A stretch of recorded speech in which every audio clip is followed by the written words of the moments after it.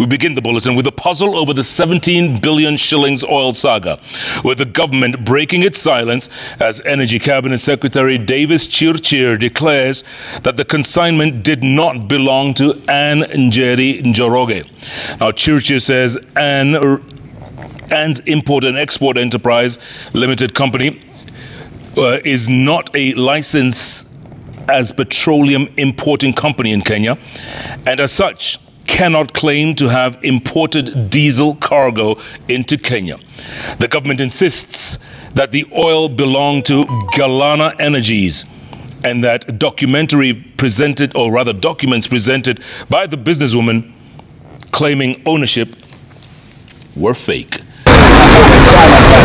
A day after businesswoman Ann Njoroge was released by her abductors after allegedly being kidnapped when she went to record a statement over her oil consignment at DCI headquarters and insisted that the consignment belonged to her, Energy Cabinet Secretary Davis Chirchir has come out to dismiss those claims. In a statement, Chirchir says the businesswoman's company, Ann's Import and Export Enterprises Limited, which allegedly imported the consignment, is not listed as a licensed petroleum import company in the country.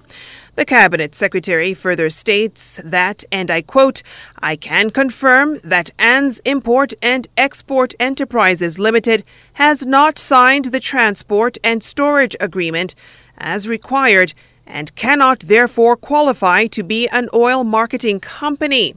He says the company has not signed the open tendering system agreement and cannot therefore claim to have imported a diesel cargo into Kenya.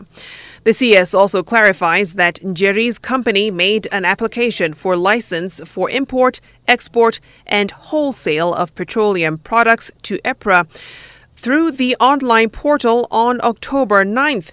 The application was, however, rejected 20 days later after it had been proved that the company had no capacity as it failed the requirements, which include proof of annual sales volume in Kenya of 6.6 million liters of fuel products, proof of operation of 5 licensed retail stations, proof of operation of a licensed depot in Kenya, and proof of annual turnover of $10 million for the last 3 years for applicants with operations outside Kenya. Chirchir says the ministry wrote to Aramco Trading Fujairah, which supplied the consignment through their nominated oil marketing company, Galana Energies, demanding for the supply of 85,000 metric tons of diesel to be delivered to the port of Mombasa between the 17th and 19th of October. Galana Energies advised the ministry of the nomination of Mt. Haigui for delivery of the cargo on September 21st. The Cabinet Secretary says the company entered into a tripartite agreement for the financing of the cargo with KCB Bank and Kenya Pipeline Company, whereafter KCB issued a letter of credit for the cargo. Chirchir insists that the vessel was loaded with 93,460 tons of diesel from the port of Yanbu Samref TMNL berth in Saudi Arabia and dismissed the 100,000 tons of diesel claims.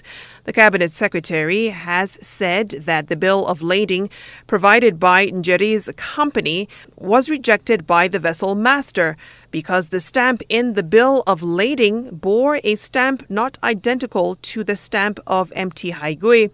The cargo quantity captured in the bill of lading by Ann's Import and Export Enterprises was incorrect, and the master's signature in the bill of lading was forged, and the port of origin captured was incorrect, and the date provided was incorrect. Chirchir says 5 days after discharging of the consignment, Galana Energies was served with an injunction with a claim of the diesel on board MT Haigui by Njere's company. Galana Energies are reported to have filed a response on November 10th, and the injunction was lifted on November 14th. The CS did not, however, provide us with copies of the court documents. What remains a mystery, however, is the subsequent abduction of the businesswoman after reporting to Chirchir about the matter and failure by the investigative agencies to address the accusations of kidnapping and holding Njere incommunicado.